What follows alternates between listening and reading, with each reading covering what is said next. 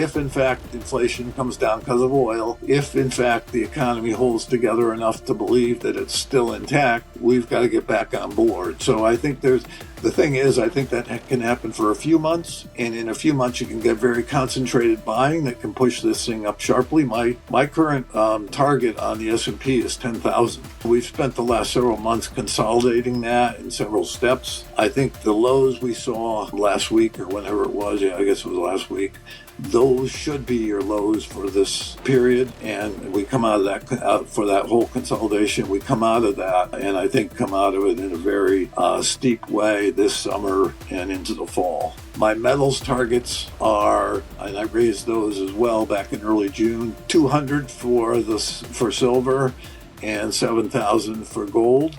Gold and silver are finally emerging from a painful months-long consolidation. After sliding from January's historic peaks to find support near $4,000, gold is establishing a major floor.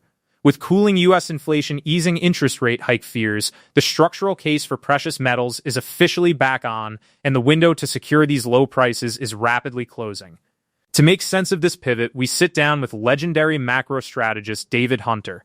He explains why the market has hit its ultimate floor and predicts an incredibly steep surge through this summer and into the fall. His jaw-dropping, historic targets, gold at $7,000 and silver rocketing to $200.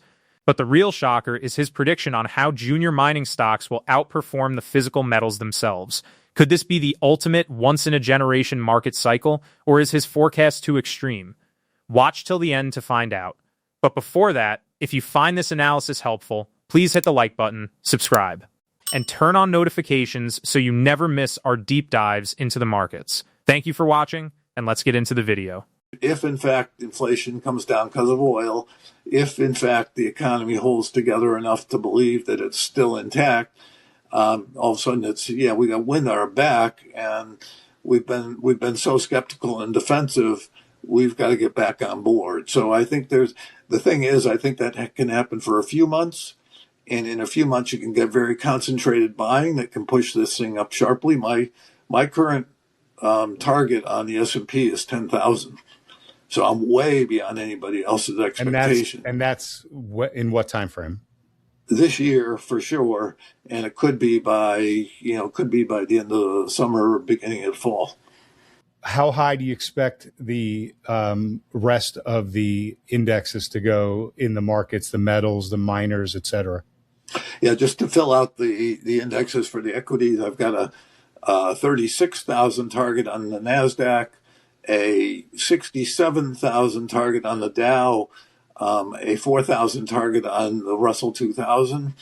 So if you do the math on those, I think they all come out somewhere close to 30%. We're moving. It's a moving target now, so I'm not sure if we've gone below that. But when I did them a couple of weeks ago, they were like 35%, 33 to 38% away from current prices then. So we've come in, up from there. So somewhere around 30% upside from here that could happen in a few months.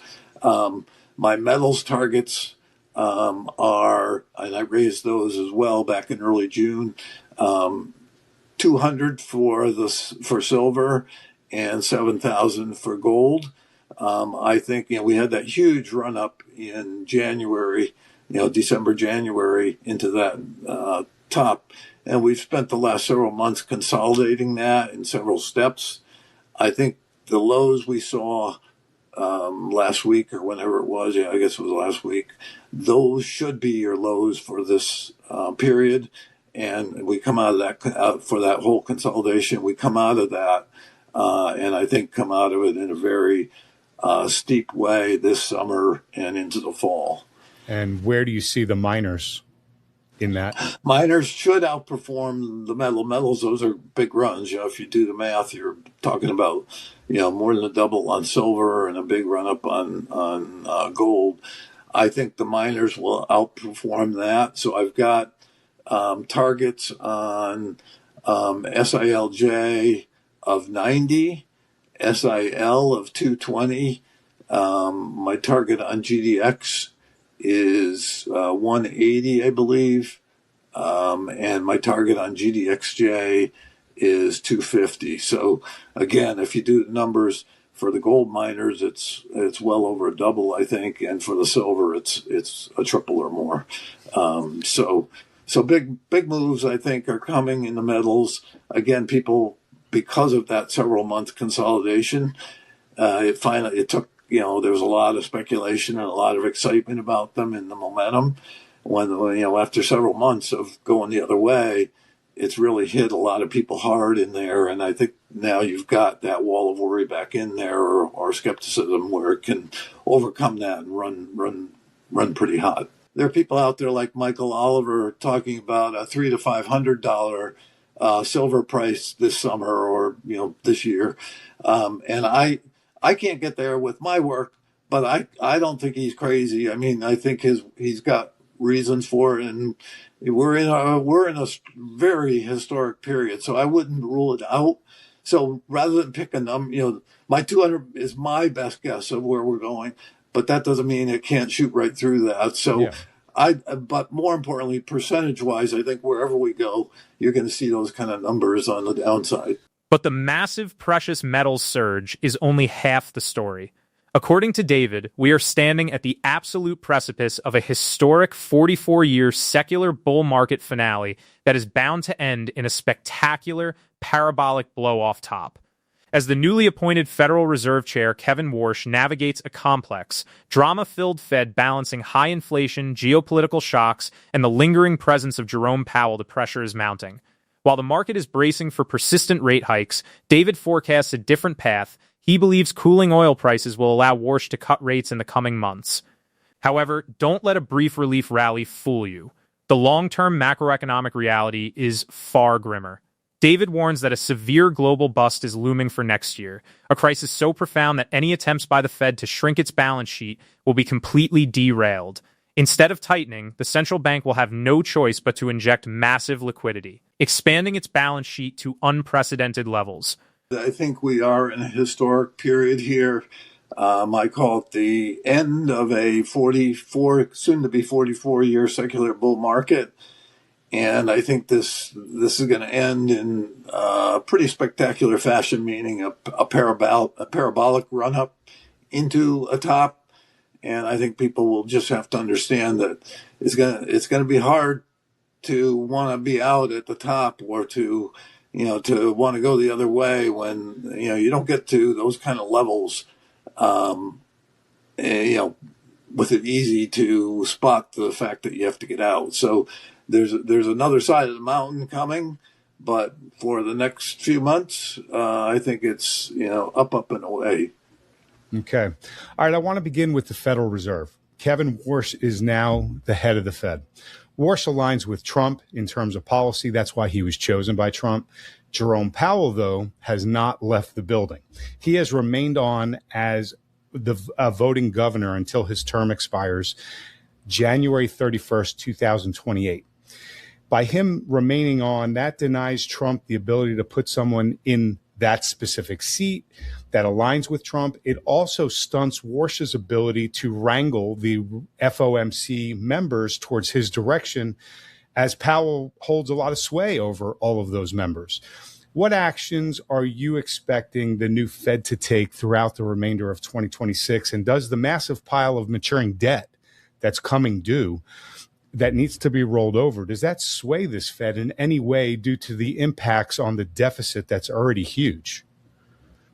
Yeah, frankly, it's hard to know how long Powell's going to stick around. He obviously has pretty much made it clear he's sticking around until that lawsuit, or that, and not a lawsuit, but that investigation goes away, and it's kind of hanging over his head as well as the Fed. We'll see. But my guess is Warsh is well respected in the industry. He's well respected within the Federal Reserve. He's a calming voice. He's not somebody that, creates conflict. He's got strong views on long term where the Fed should go and what they should be doing that's different than what's going on now. I think Powell respects the position of chairman enough that he'll be a voting member. I don't think he's going to get into big conflicts with Warsh or try to run the committee from a second spot. I really don't think that's going to be the issue. But obviously there's going to be a little bit of drama until he leaves, I think. And worse right now, obviously, there's talk about a rate hike and concerns about the economy being stronger than people thought, and inflation being higher than people thought or expected.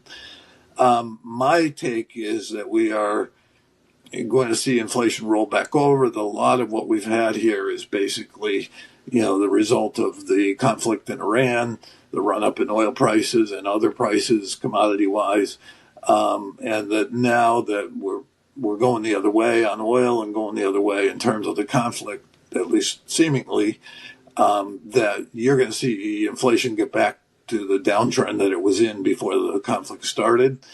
So I think not this meeting, but I think in coming months, Warsh is going to be able to cut rates. Warsh is going to be able to, operate a policy that he believes in. He strongly said, I believe that we're too caught in the month-to-month data, looking backward at backward-looking data and making our decisions that way. He wants to be longer term in this and understanding that AI and technology are going to have dampening effects on inflation longer term, and that just because the economy is growing isn't a reason to tighten. That you really want to, he does want to shrink the balance sheet. He wants to get that back to a normalized balance sheet.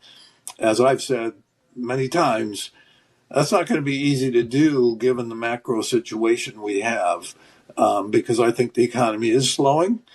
I probably said this when we met long ago, but I still think we're heading for a global bust, and which means it's not just a recession, it's something much worse. So ultimately, I think macro is going to trump any intention to shrink the balance sheet. He might be able to do small amounts of it at times, but between now and that bust, and I think a bust is next year, that once that bust hits, is going to be expanding the balance sheet is going to be the story, not shrinking it. So what little he gets done between now and then, if any, I think is going to be incidental. What truly sets David Hunter apart is his vision for what happens after the smoke clears from the impending global bust.